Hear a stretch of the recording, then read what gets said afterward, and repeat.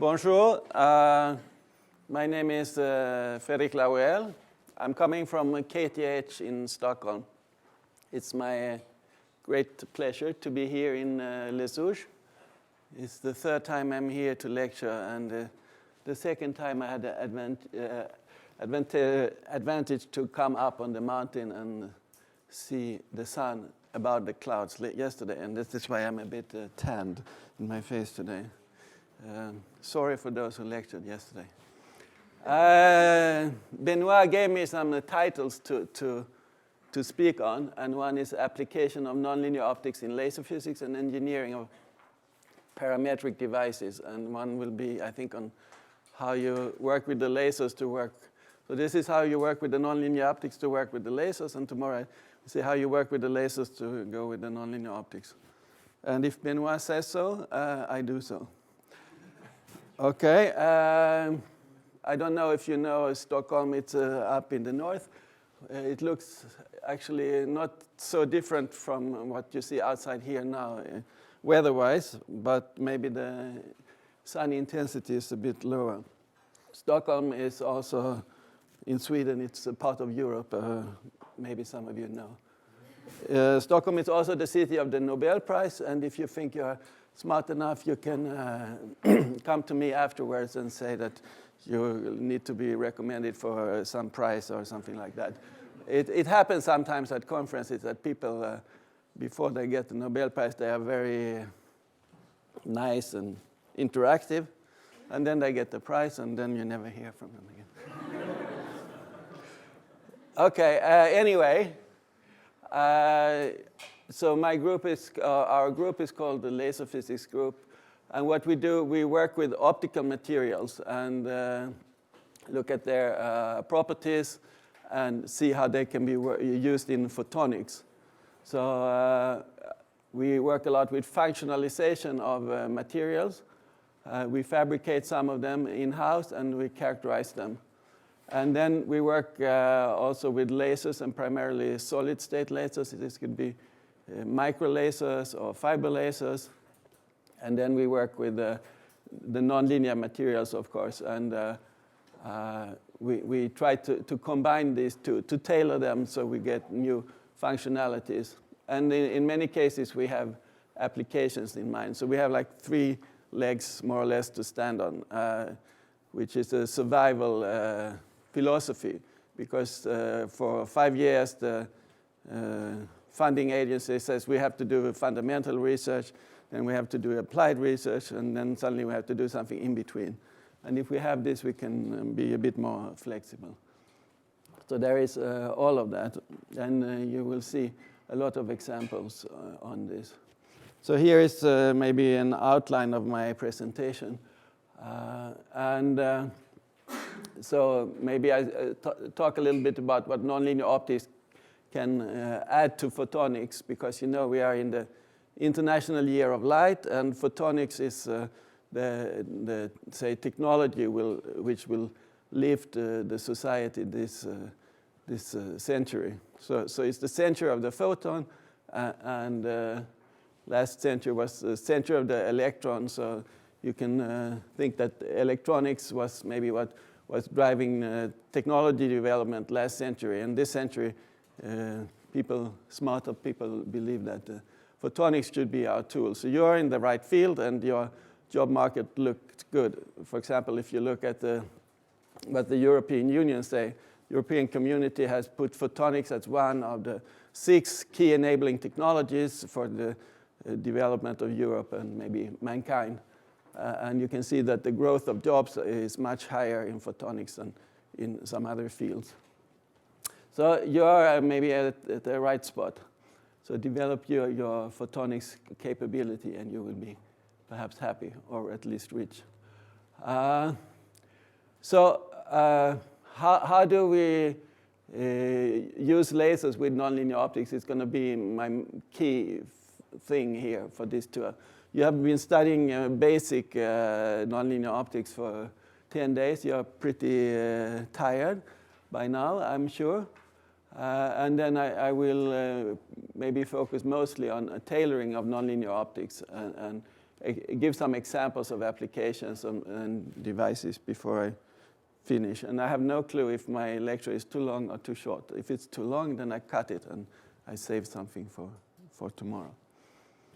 Because I have to write the lecture for tomorrow also. I have also a solution for the case when it is too short. Yeah, questions. And this is, of course, normally I address people who sleep, or when I don't have answers, I address people, and we have to do dual communication. In this format, it's going to be a boring one-way communication, I think. But I don't care if you interfere. You can also make a break in the middle if you want. An electronic break? Okay, I don't know how that works, but yes. Let's see what's going to happen. This poor guy is not so happy when you say that. Okay, nonlinear optics applications. So I would say that photonics is everywhere, and you can ask me later where is photonics in this and that application, and we see if we have the solution to that. Where does nonlinear optics come in?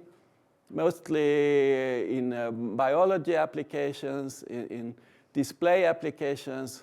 Unfortunately, the pictures don't come out so well, but I come out very nice on the screen, I can see. Spectroscopy, maybe graphics. Quantum optics is, of course, also very interesting to tailor the nonlinear properties, and maybe this will be part of telecommunication in the later, and so forth. So originally, there was a big hope for example, laser displays. This projector, I'm sure that this projector will be replaced by a laser projector in less than 5 years. But 10 years ago, we founded a company who should make laser TVs. And we worked with Sony. So there were big expectations. But then this Nakamura-san came up with a blue LED. And then he destroyed the whole thing, because then that TV was much, much cheaper. And in fact, we could not provide lasers with the right price for Sony. So they stopped that, or they have reduced their effort in that field. But Panasonic, Matsushita, they actually sell a laser TV. And then people are really afraid, is it dangerous with lasers? But as Marty Fayer says, who was here earlier, it's just the lamp with the directed light, the laser, for most of us. We just see the light from the laser. You're not thinking of the coherence here, right? You just see where the light is. Okay, in graphics, of course, lasers are used to do laser printing, etc. Very important. And then when you do this, you need to find the right colors, and originally, one were thinking about 3 colors, but then there are concepts with more colors. And you have to fill this color gamut. And with lasers, you can do that, of course, much better than with fluorescent screens that was used at that time when I was young. And here is a picture, which is already then from 10 years ago from Japan. And these are the Japanese guys. And this is the screen. And this is made by lasers. And that was what they were aiming for. And this was, of course, driving the electronics industry. They said that Sony can make this, then we should also go in this direction. And so one is to make the small screen, and one is to make the large screens. In fact, not so much development has been made in this field. So I think you don't see many of these very large screens any longer, because it takes more than the lasers I'm going to talk about to make that. But Sony can do a lot of nice things. Okay, so instead the development went into replacement of gas lasers. So you know, argon laser, helium neon laser, helium neon laser is mostly replaced by this red diode. But the gas lasers, they have a lot of applications in printing and in biotechnology. And then if we can make a smart frequency converted laser, then it should have much less noise. It doesn't take that power. For example, we have a lab in our laboration in our house now that we have to move an argon ion laser. and everybody is complaining that it has this fat cable to drive the laser. It's 1% efficient, and such a laser is maybe 30% efficient from electricity to light, and much better beam quality, etc. So these lasers are now commercially available, and the first one to be developed was at 488, and it's or for 90 nanometer, because that's where the basic blue line or turquoise line was for bio applications, and I'll come back to that later. And of course, beam quality is a very important feature, and there are many ways to do this, as I will show you. Then if we look at longer wavelength, then in the mid-infrared, there is a need for light sources for sensing in medicine, for gas analysis, etc., or for measurement of glucose. And you can use some gallium antimonide lasers, but often they are unreliable, unstable, etc., and with low power. So nonlinear techniques, as we will touch on, will be much more interesting here.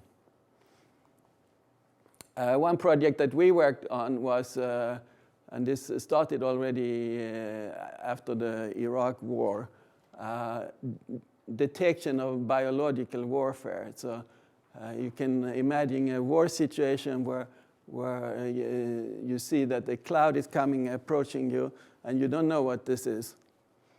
If you can measure with the laser and identify the species in this cloud, then you can maybe evacuate the place so you don't get contaminated.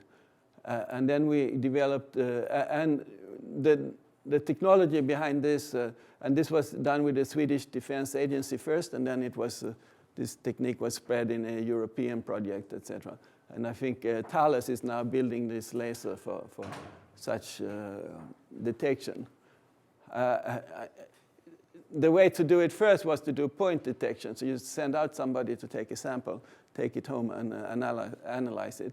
However, that's not so neat for all the people sitting back here. So instead, we used fluorescence detection, and then you have to identify the molecules there. And this has to be done in the ultraviolet. So that was a little bit where can we find the applications, and now I will go through some basics, and I'm sure you have heard a lot of this already, and then you can fall asleep, and then if I kick the table, you wake up again, then we are beyond this basic stuff, or if someone is still awake. Okay, so this was the first nonlinear optics, and it's an example on how the wavelength spectrum was extended by nonlinear optics. So Frank and Al, they put a quartz crystal here, and they used the first developed lasers, and then they could see ultraviolet generation here. And so this was just 1 year after the first demonstration of the laser.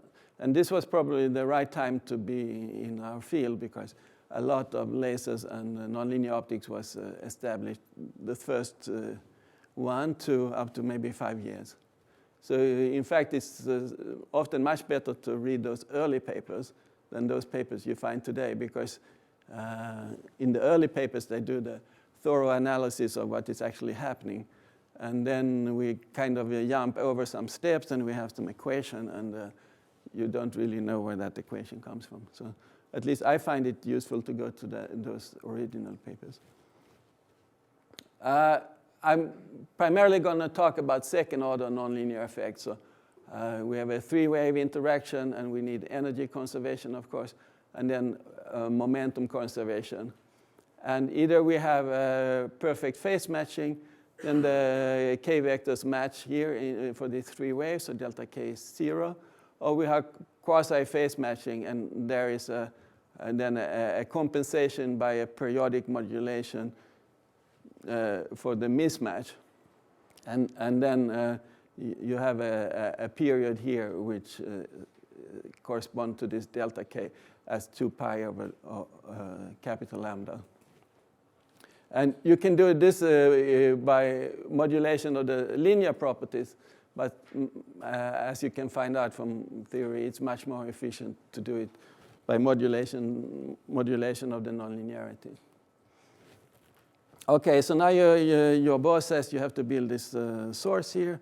And then the first thing you think is that I need now a material which has a strong nonlinearity to do this. But in fact, most of the materials that has been used have low nonlinearity. For example, LBO is one of the mostly used crystals. It's and the samples of highest quality is grown by Crystal Laser here in France. And I saw lately that the factory is extended just to develop, among other things, this material. So in fact, there are many factors coming in: availability, damage resistance, transparency, etc., etc. So you have to really think twice. And also, for example, very important, can you phase match the material?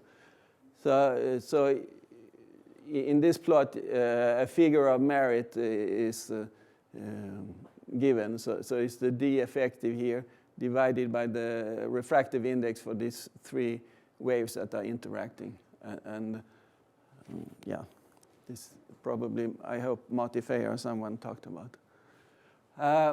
Okay, one of the problems with birefringent phase matching is that there is only a limited phase matching range you can reach for each material.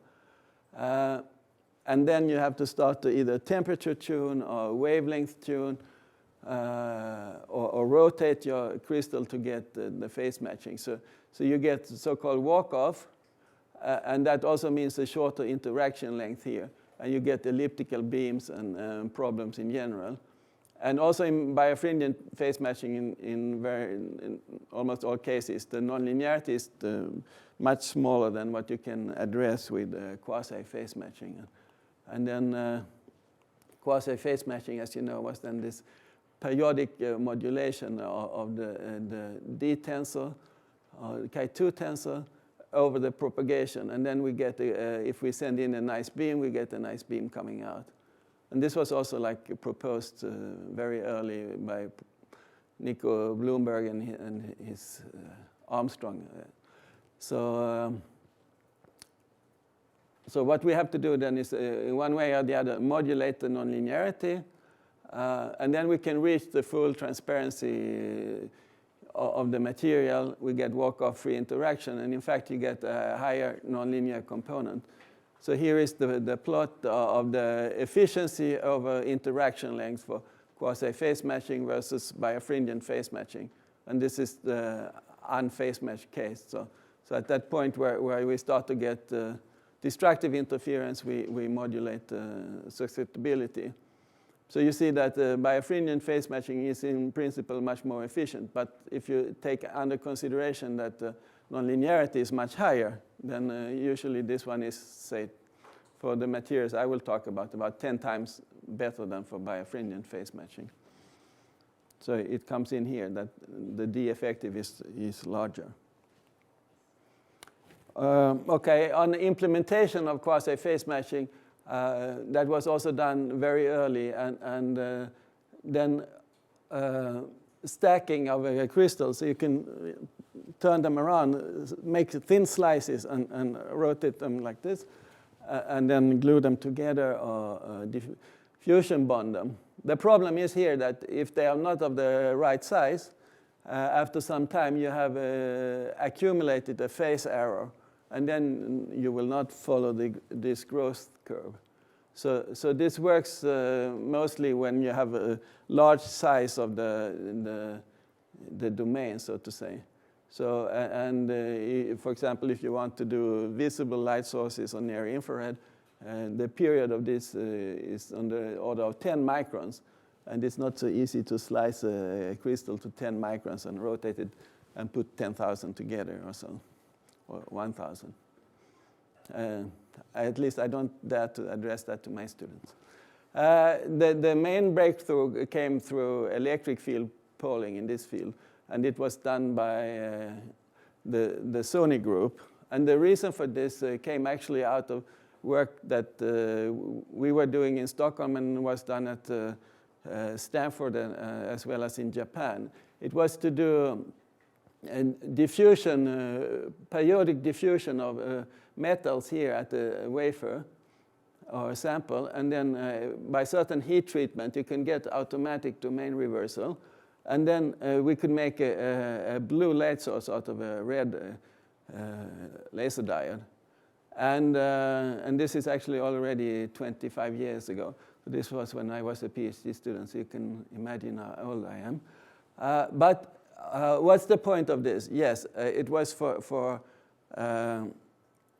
what you today call blue disc, DVDs. At that time we had CD players which were based on red laser diodes.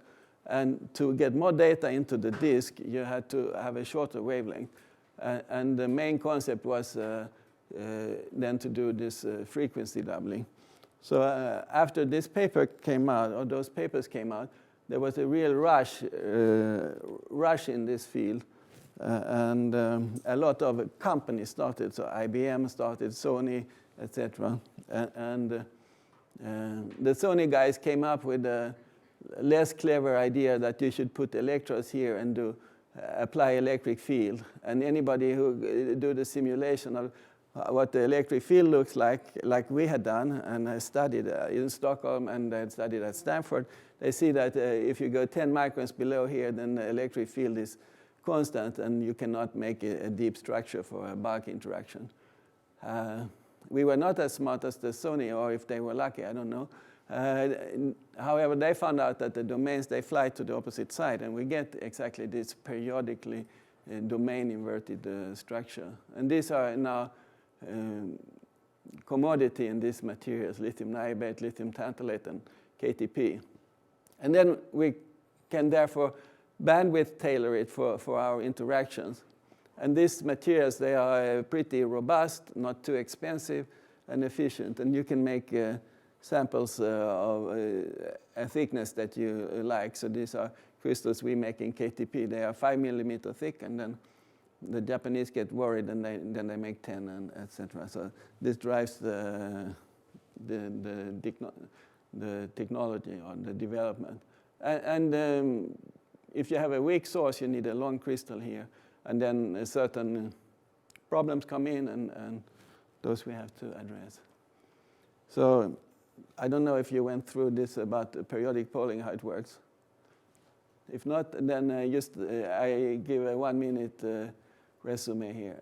So you start with your sample material that you want to do periodic polling. You put photoresist, expose it, and develop it. You put an electrode on a metal electrode, and then you apply electric field. And then, of course, this material has to be a so-called ferroelectric material, a material where you can switch the orientation of the spontaneous polarization, and keep it permanent. Like in your computers, you have ferromagnetic memories that you switch with magnetic field, and the ferroelectric crystal is such that you can switch the orientation of a pattern area here and keep it permanent. So at a certain electric field, you can change the polarization to the opposite. And then you need a high voltage supply and often a pulse generator to do this. And in each lab, there is a certain recipe for this. And for some reason, there's not a fundamental recipe. Okay, what happens then when you do this periodic polling? And maybe this is the main thing that came out of the work of, this model is actually out of Stanford, but this is what the Japanese showed. That you get nucleation at the edge here where the fringing field is the highest. And these are then, when you have nucleated your domain, they are moving very rapidly in the millisecond range to the opposite side. And we're talking about sample size of millimeters here. And then if you continue to put charge here, these domains, they broaden a bit, and finally you have something like this, which looks perfectly periodic. And then if you continue to put more charge here, then they will merge together. So if you have an inhomogeneous sample, then you might pull one end and not affect the other one. And this happens for many materials. So, so really, this bandwidth tailoring is what we are going to go after. And we want to have a minimum domain width variation and duty cycle of 50%. And typical domain length, they are 10, 20 micron up to maybe shorter than 1 micron, maybe a few hundred nanometers. And this is what we are working on, getting these ones smaller and smaller. So very high aspect ratio crystals for the domains. And of course, the material you have to work with need to be damage resistant, because first you demonstrate this effect, next guy wants to show you 10 times more power or something, and it continues like that. At some point, this is what we are seeing now, that we press these crystals so they are really not happy any longer. And if you can do it in 1 dimension, you can also do it in 2 dimensions. The grating size, if you want to do mid-infrared, is 10, 20 microns. And if you want to go to UV in the period, it's maybe down to 1 or 2 microns. And if you make them even shorter, and I will go through this, you get some new effects. You can generate the light in the backward direction, or you can get OPOs which start by themselves, etc. If we do this in 2 dimensions instead, to get attention to the field, we call them the nonlinear photonic crystals, because they were already photonic crystals, and then you get to people, this must be something very interesting. But it's just another freedom, in fact.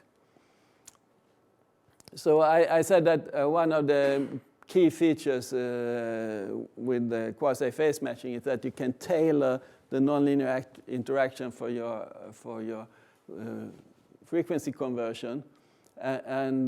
So if you have such a periodic, we still call them periodically pole, even they can be aperiodically pole. Then you have a Fourier response which looks like this, of this periodic structure. But if you add new frequency components here, you can then get many more. Well, you can get essentially any frequency response that you want. And this has been utilized, for example, for telecommunication applications, where you want to have, in WDM systems, you want to have many wavelengths. And this wavelength should be separated a certain amount in frequency. And by this technique, you can get very exact frequency separation. So this has been exploited and tested in telecommunication. I don't know to what extent it's actually used. And then it's waveguides in lithium niobate, which has been used. And then you just can connect your optical fiber, and you can have an all-optical system, which is important. Another way you can tailor it by putting a chirp on the crystal, and then you can then frequency convert short pulses which has a certain bandwidth.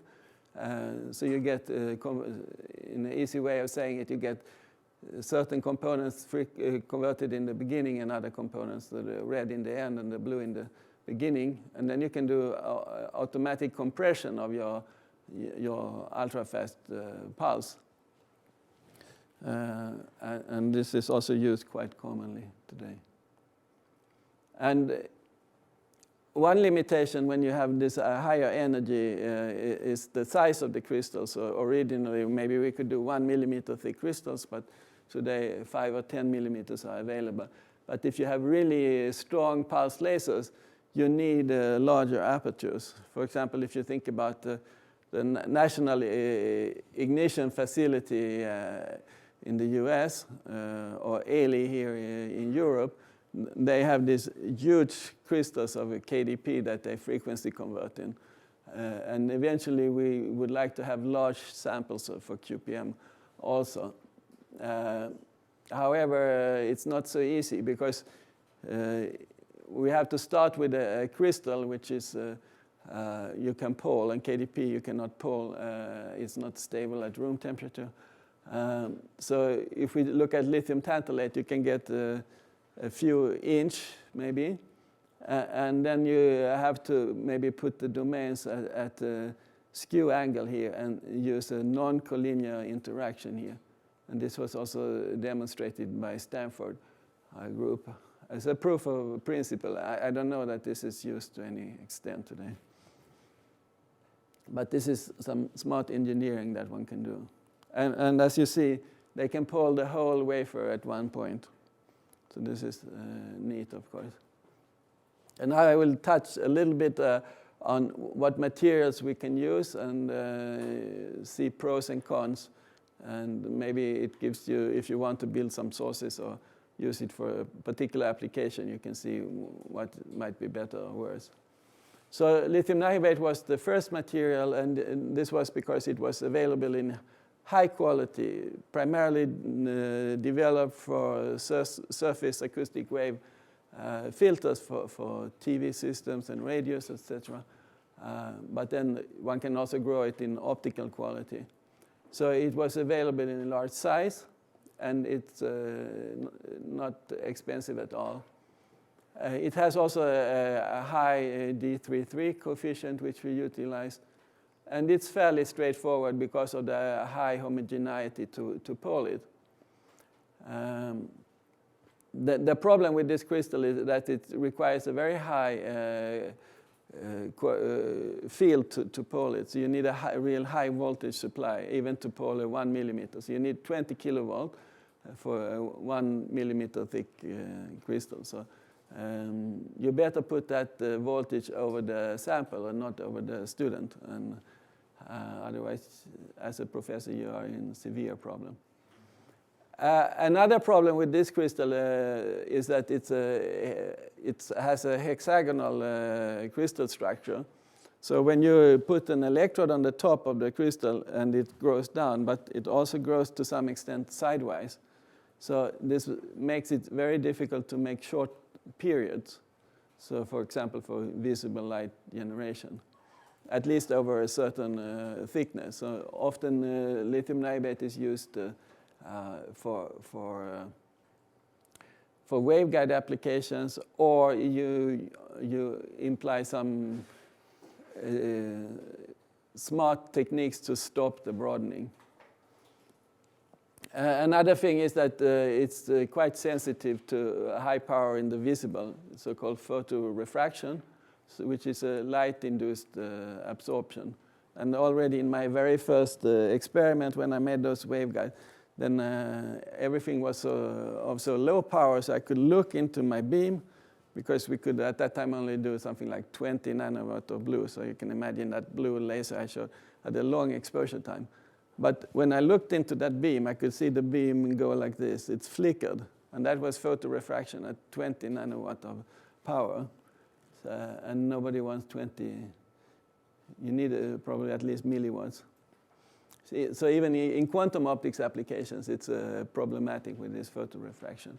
A solution to that is to make the material more conductive, so you get a charge compensation. And the magnesium doping is the standard technique today. Make it optical damage resistant.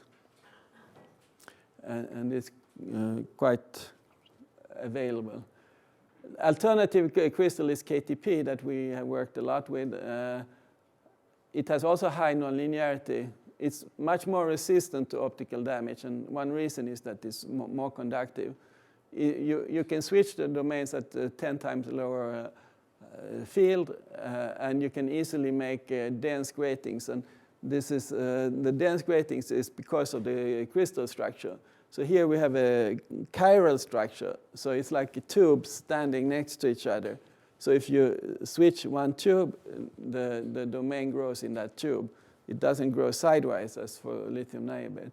And here are some features of the domains. We can make very small domains, and they are elongated in most cases. So this is poling with very close to the coercive field, and this is poling with slightly more. Then we get all these lines there. Okay, also KTP has drawbacks. It's not available in very large size, so maybe 1.5 inches is what you can get maximum. It's quite inhomogeneous due to the growth technique. And it means that, so this is the conductivity of a typical wafer. So what we do, we cut out a piece of the wafer and pull that, because otherwise it will pull here but not here, etc. No, it will pull here and not here. It's more costly than lithium niobate also. So, but you can ask Hoda how to do that. She knows how to do that. Okay, so in the KTP family, there are some isomorphs. This with arsenic instead of phosphorus. They are better for infrared applications. They are more transparent up to, say, 5 microns or 4.5 microns.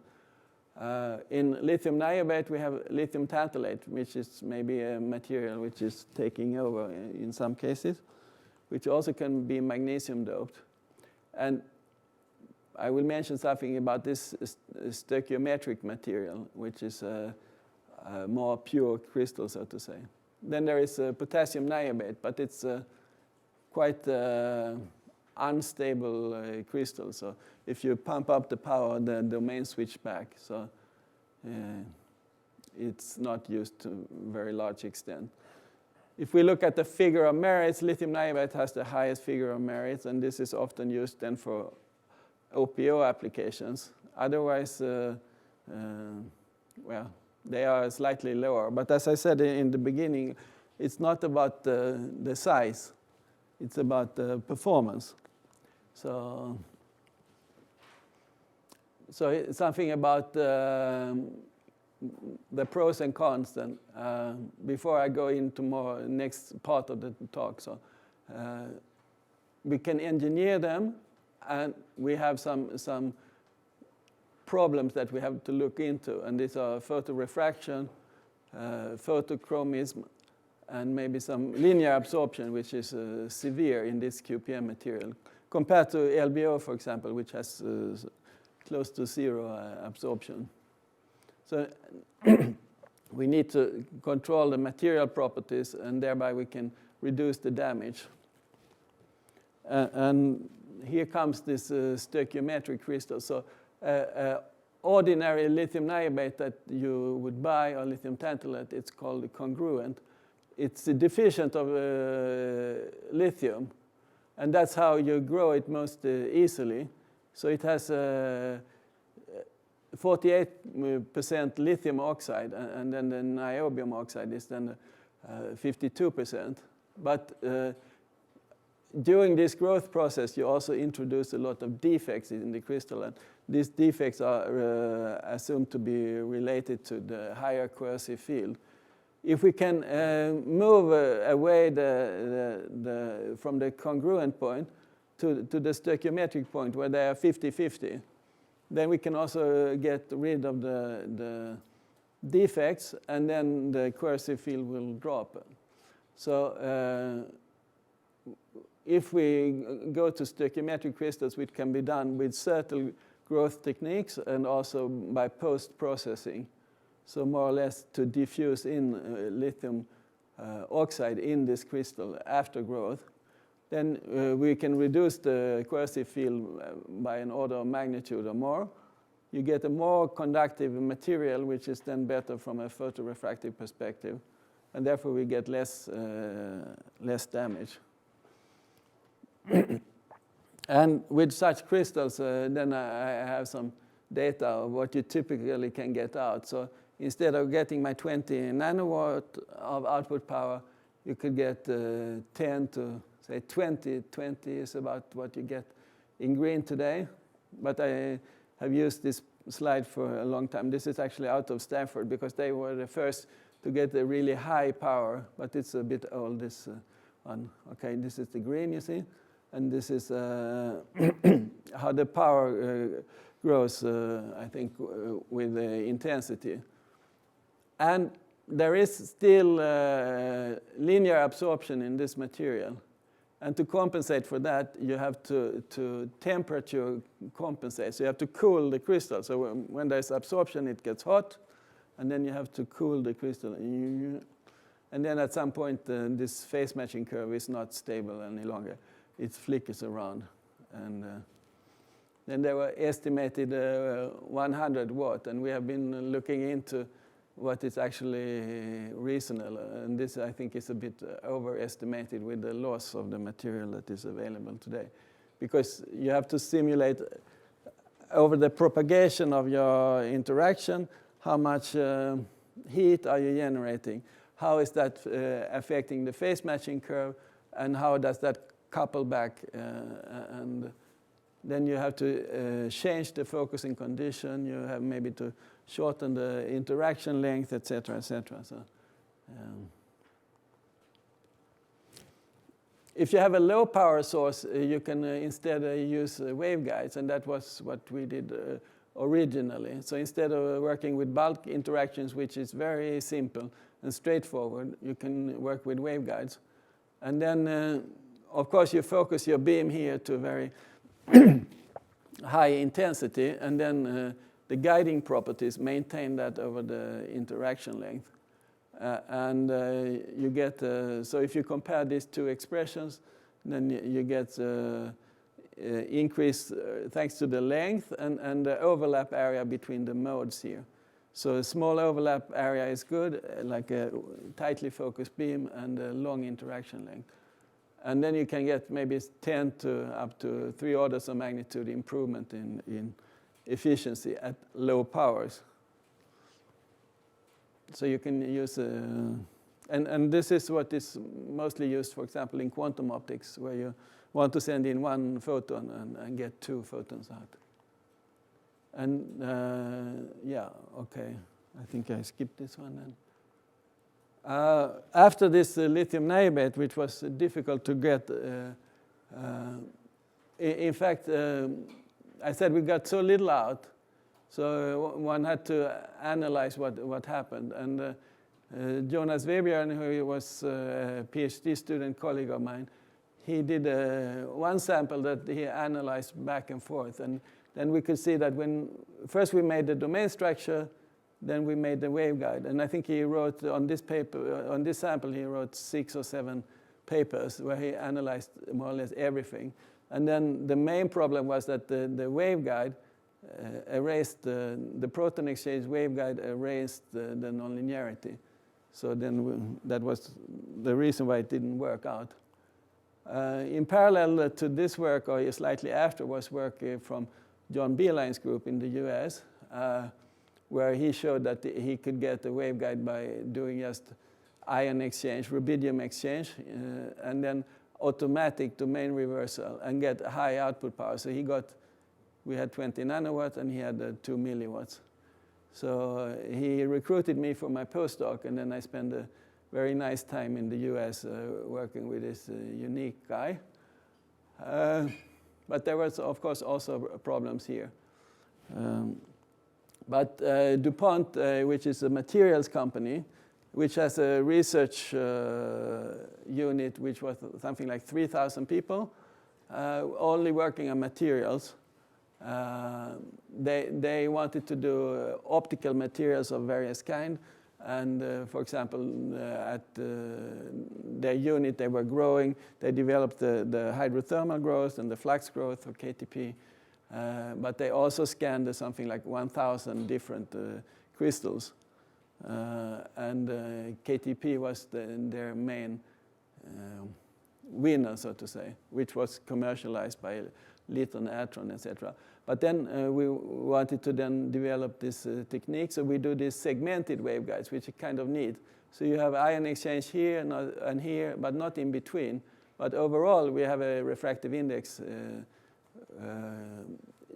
increase, which gives us a nice guiding mode.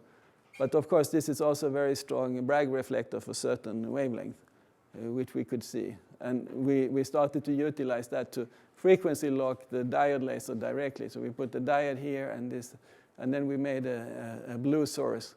And this photo, which comes back a few times, is a photo of one of the first experiments of that kind.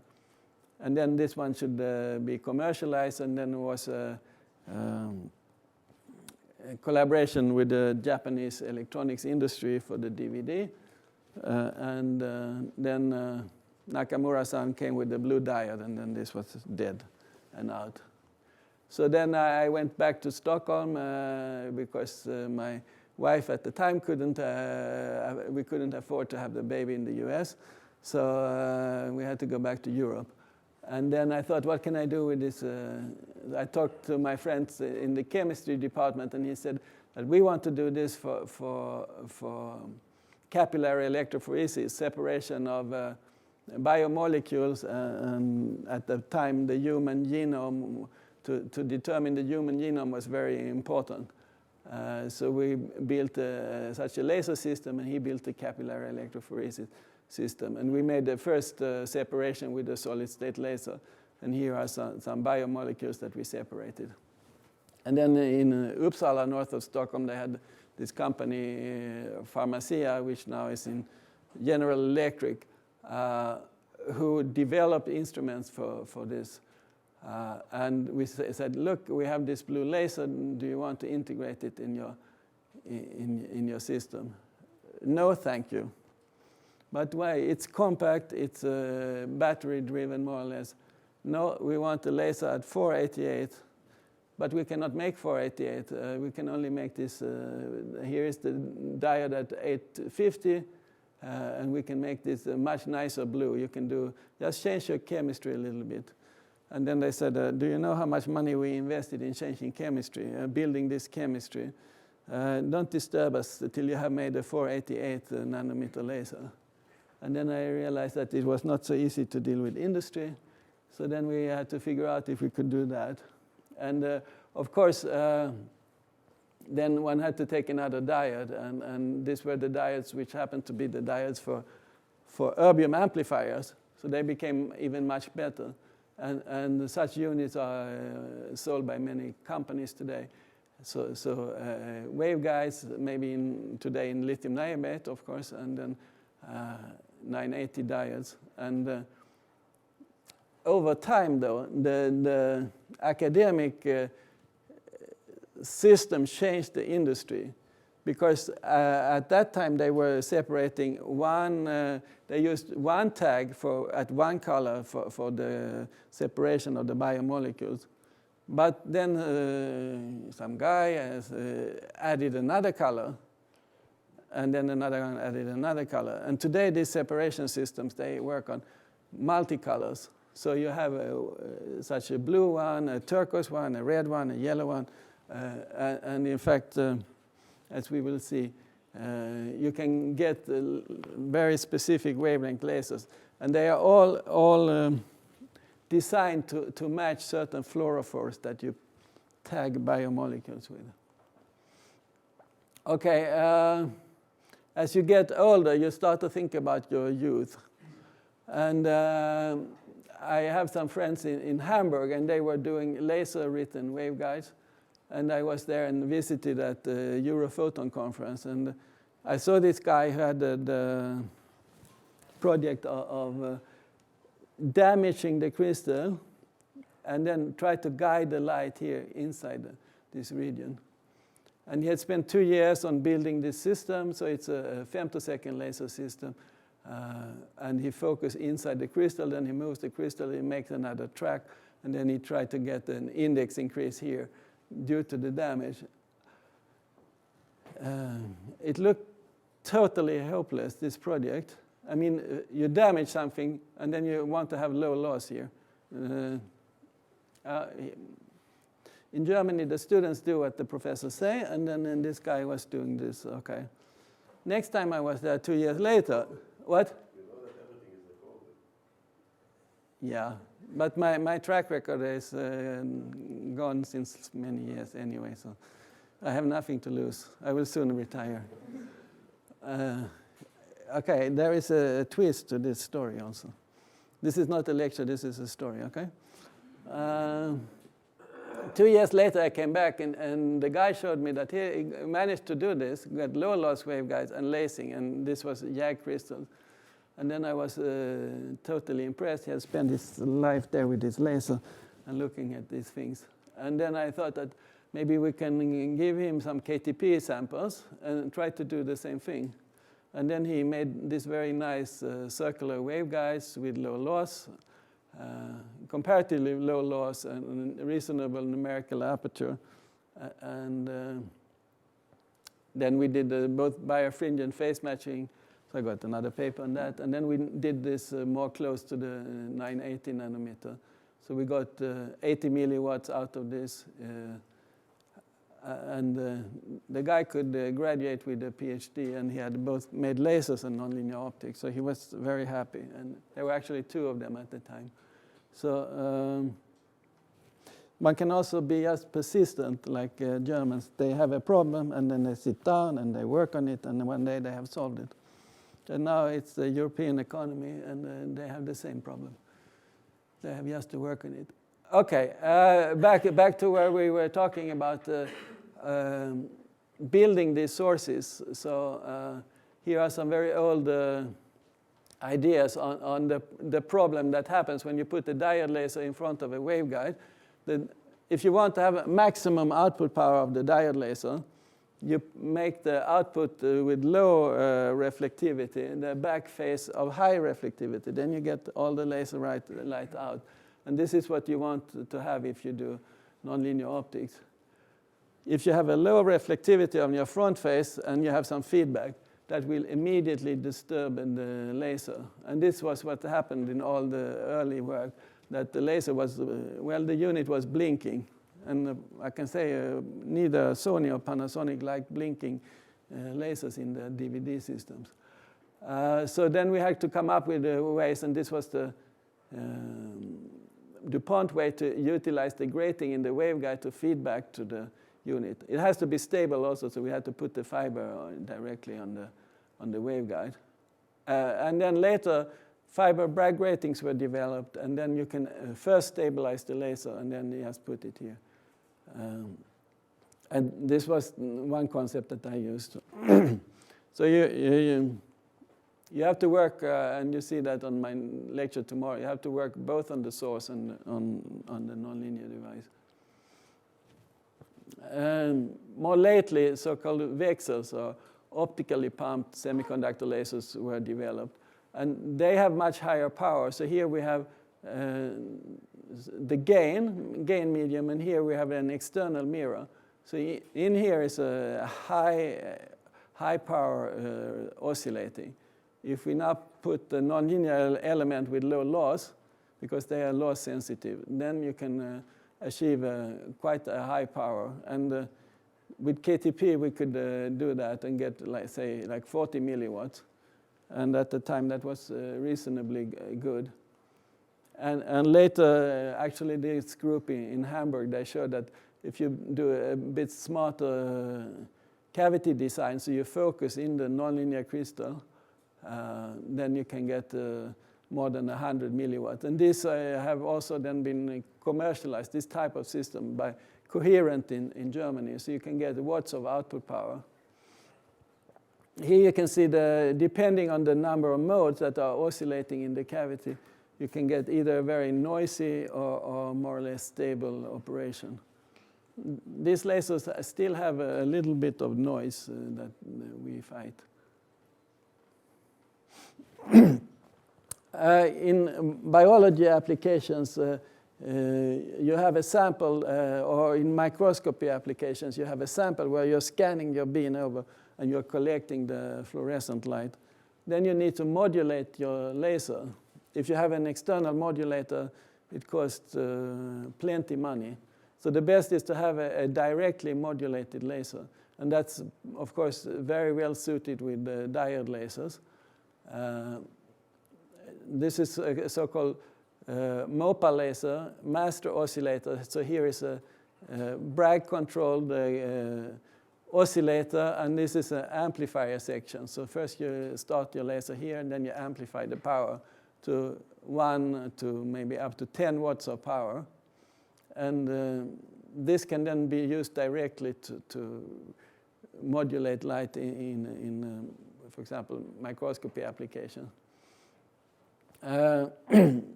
Another alternative which we worked on was to combine two lasers. And here is a JAG laser, and here is a diode laser.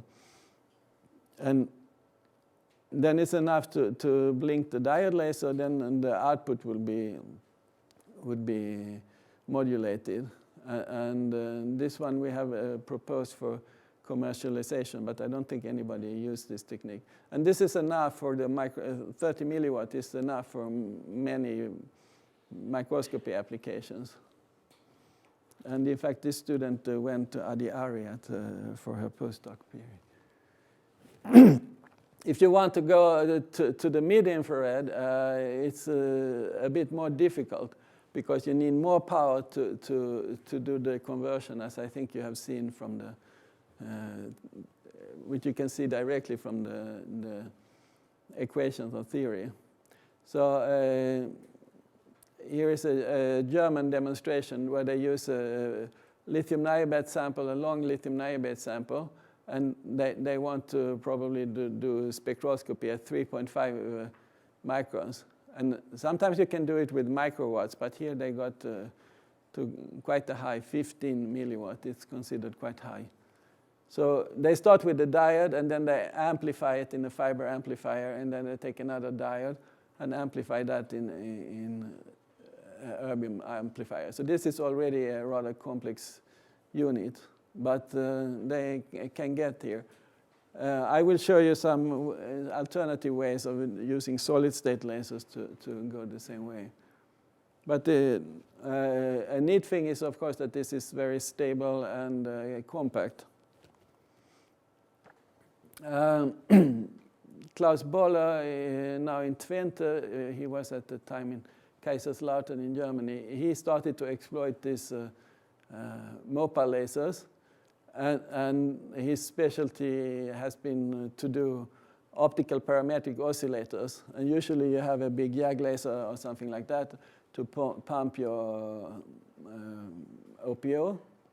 But he could do the first demonstration of using the diode here, and he had this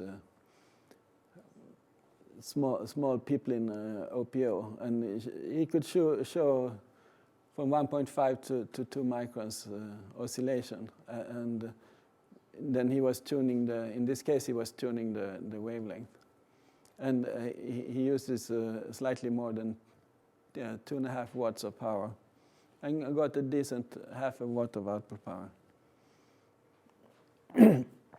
Okay, what I had to reconsider my life after my postdoc.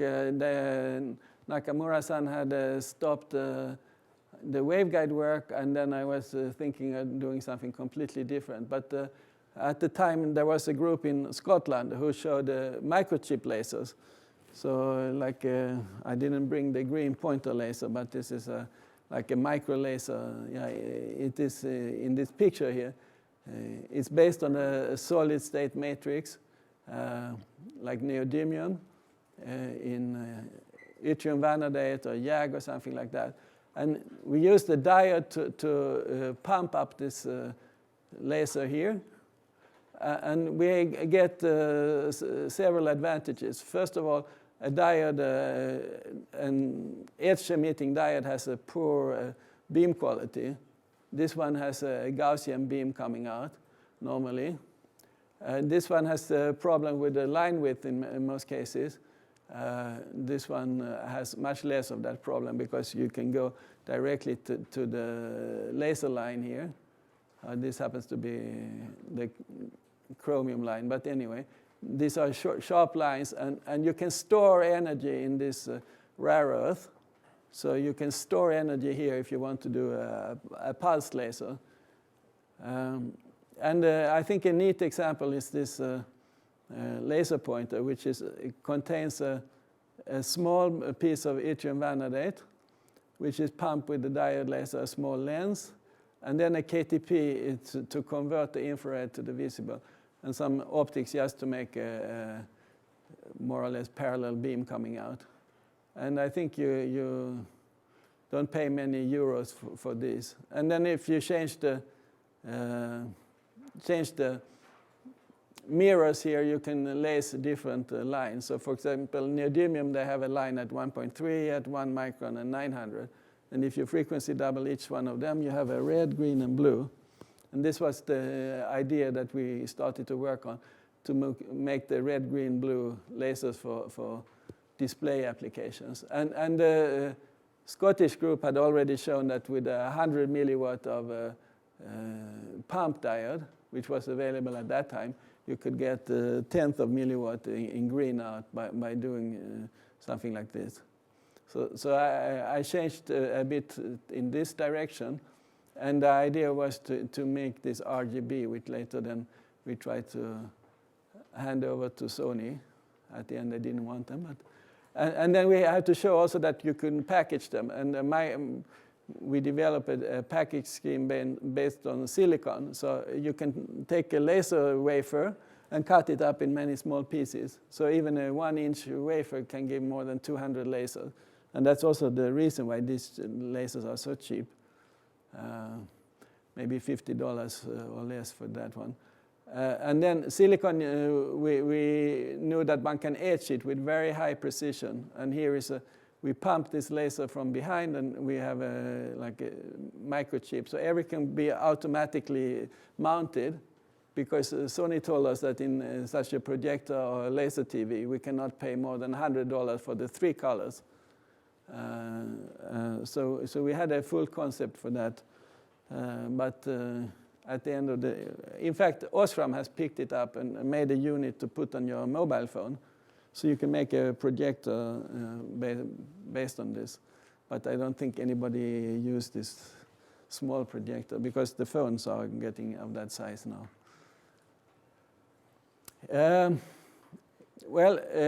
What we did instead was to develop more colors and to reach this 490 that the biotech people wanted.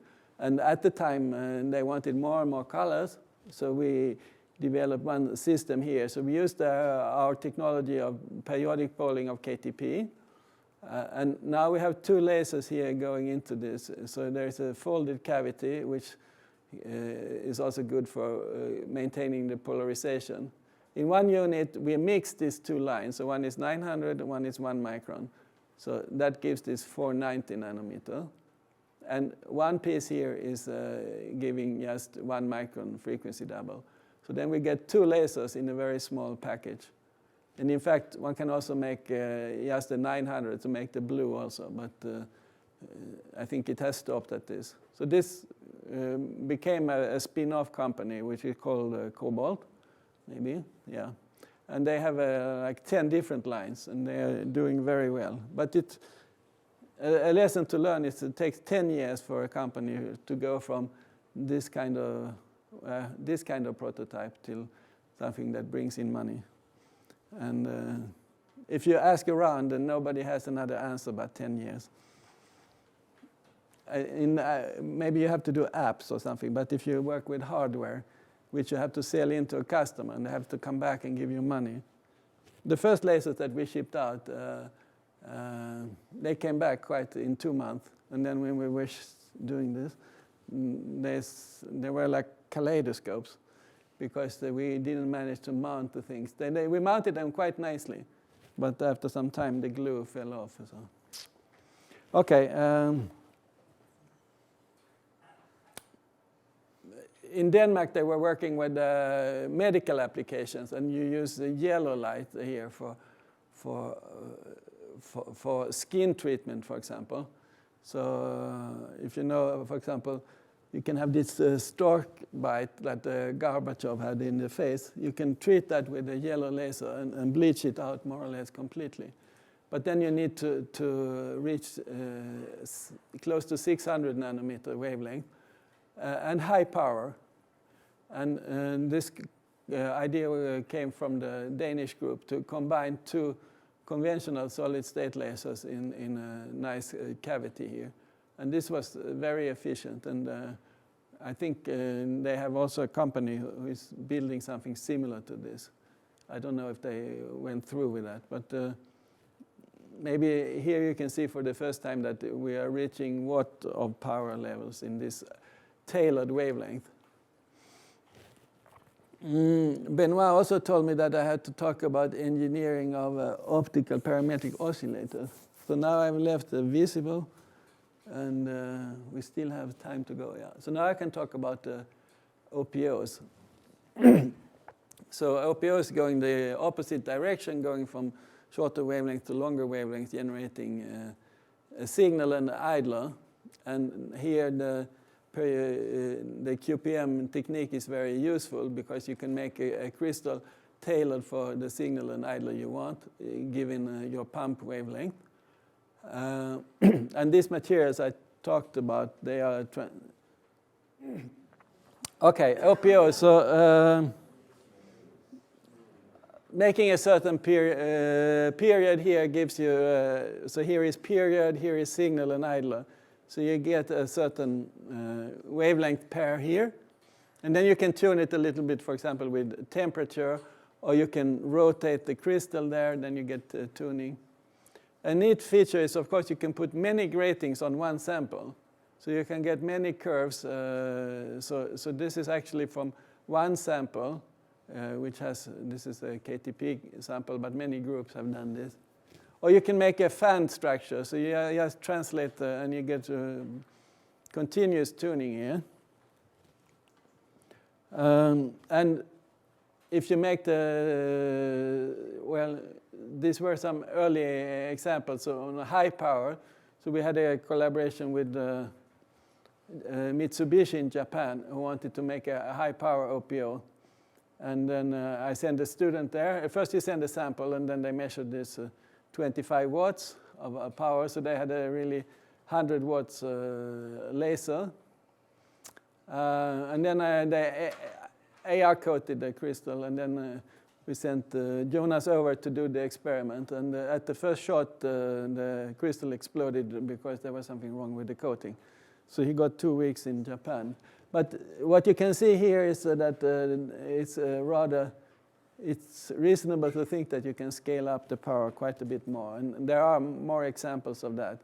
And typically in these crystals, you get more than 50% conversion efficiency. In pulsed systems, we have lately been working with a thick crystal, so 5 millimeter thick PPKTP crystal. Then you take your pulsed laser here, and it's also a 1064 nanometer YAG laser, 12 nanosecond pulses. To utilize the, okay, what is the problem? Damage of the crystal is the problem. So you have to expand the beam. So here we built a telescope and expand it to fill the whole unit. And here you see a similar curve. And here our laser power finished. So we had 60 millijoules at 100 hertz here. So corresponding to 6 watts of power. And looking at the damage thresholds, it should be more possible to get more than 200 millijoules here in this crystal size. And then I have also intelligent friends, and they proposed a new way of making the crystal. So first we pull the crystal, and then they made it round. And then they put it in front of the laser here, and then they were spinning. You understand? Am I right, Benoit? Perfectly right. And this is the curve. And then a Swedish group and a French group was to write a paper on this. And then they were sending, I don't know how many emails back and forth. Do you remember? Was it only 4? I think Jonas still disagree with something in this paper. But the genius behind this approach is our chairman here. When we looked at the diode pump solid state lasers, an important thing is to stabilize the diode at the wavelength of the absorption line of the rare earth. And then Russians had developed volume Bragg ratings. And this is like 50 years ago from holography. So it's optical materials engineering. And some left Moscow, moved to the States, and they developed so-called volume Bragg gratings. So it's a photothermal glass which you write a grating in. And this grating then has a bandwidth profile, which depends on how many of these grating lines you have in there. So the width is determined by that, and the grating strength depends on the index modulation. And they started to use them with to wavelength stabilized diode lasers for pumping of solid state lasers. They look pretty neat. So this is a measurement. So I got at the conference, I just paid $50. I got one of them. And then I said, let's test this for our OPOs. Because OPOs, here is a green light pumped OPO. And they have this wide spectrum that you need to put in a lot of components to deal with if you want it to be narrow, etc. So here are the components. This is how simple we make life. The PPKTP, conventional mirror. The second mirror is thrown out, and we put the VBG there. Okay, immediately we get a OPO, which is equally efficient as with the mirror, but with a narrow and stably controlled spectrum. And over the years, we have now exploited this various way. We can get these chirped gratings, and then it's just to translate the grating in the OPO here, and then you can get the tuning. So here is a signal, and here is idler, and these are at 3 different positions. And here is the power scale in decibels. So you have really a narrow line which is down by at least 20 dB. And we reduced the line width from maybe 25 nanometers to 0.2 nanometers, so 100 times. So this is some kind of a tailoring of OPOs. Okay, then we can think about what material should we put into the OPO. And then because they were arguing that lithium niobate is better than KTP and lithium tantalate and blah, blah, blah. And so we had a cavity here, and we just tested some of the crystals that we had made in our house. And the outcome was that they are more or less stoichiometric lithium tantalate, lithium niobate, and KTP. They are quite similar. Actually, this was not the very best one. Maybe this is the better material, in fact. I will come back if I have time tomorrow. I talk a bit about the damage problems of these crystals, if there are any. Well, there are. But another thing you can do, parametric engineering, it's to combine 2 lasers with some good and some bad qualities. So here we had a erbium-ytterbium glass laser, which has a very nice beam quality, but long pulses, low energy. And we had a pump laser then to pump this crystal and this beam. So it has a shorter pulse. It has much more energy. So we take this and combine it with this one. So we get high beam quality, reasonably high energy, and short pulse. So we get the best out of the two lasers in a fairly simple experiment. Okay, so here is the seed laser going in, and here is the pump laser going in. If we do it one round trip, you get half a millijoule of output power. Used actually only 4 millijoules. And then you can do it a second time, and then you get up to here. This poor student, she came to 900, this was her last paper for her thesis, to 900 microjoules. And then my colleague Valle said, and then she wrote up a draft of the paper, and then he said, why is it not 1 millijoule? Well, when I had scaled everything, it came out to that. Yeah, but you cannot have a paper 900. You need to show that you can get 1 millijoule. But my setup is not there any longer. It's all gone. Well, it's not my problem. So she went down in the lab. She built everything again, and then she measured these 2 last points here. And then she was over 1 million, and then she graduated. So professors can be really difficult. And some professors, they are like mean all their life because they had a hard time as a PhD student. So even if you have a hard time as a PhD student, I don't think you should be that hard. But of course, Anna, she was quite happy when she got here, and she was very happy when she graduated. She also tested what can you do with this, because it was just a proof of principle what you can do with this. So she took a regular single mode fiber, only a short piece, and she launched this beam in here. And then she can generate, through various nonlinear effects, white light generation up to the edge of where the fiber is transparent. Of course, this kind of white light sources, they are commercially available, but then you use photonic crystal fiber where you have much higher intensity in the core, and they are much more fragile. But I think this is just a proof of how intense this beam actually was.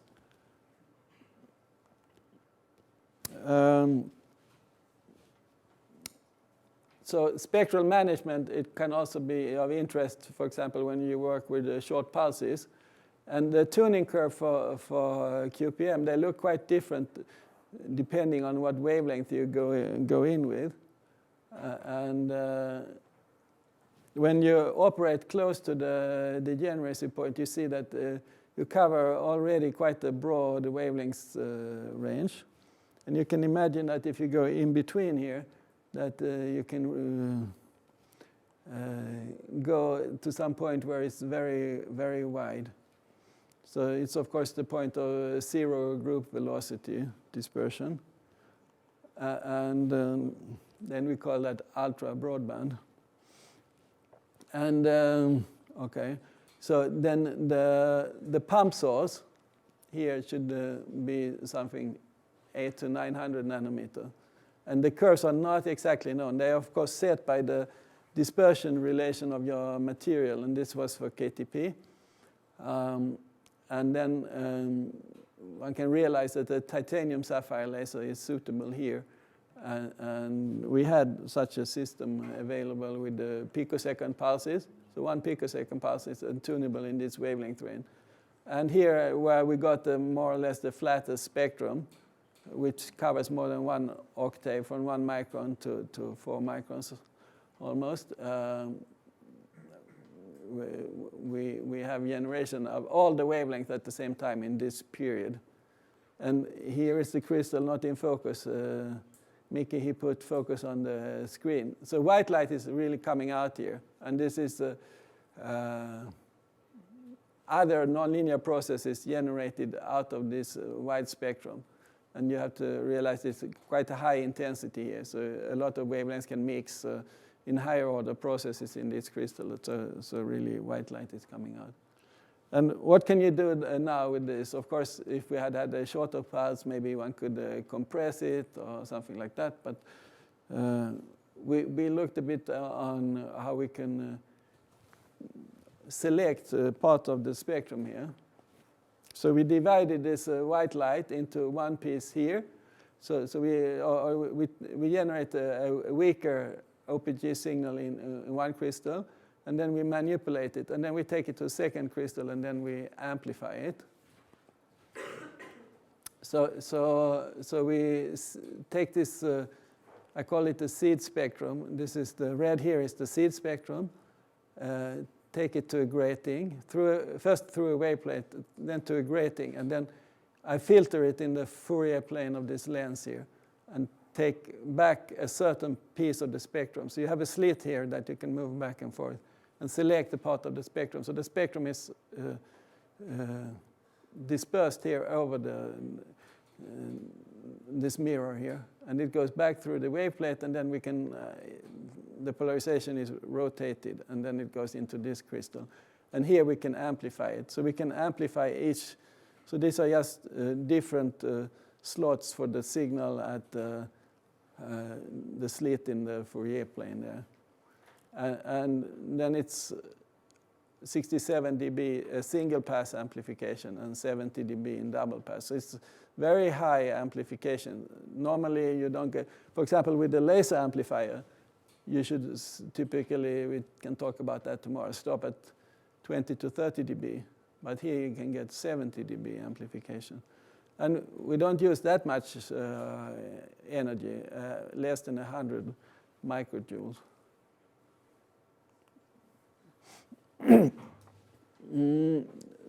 Gert is moving, but I take this one also before I maybe stop.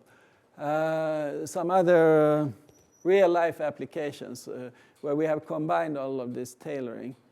So in the Iraq War, the U.S. Air Force, the U.S. lost a lot of Scud missiles.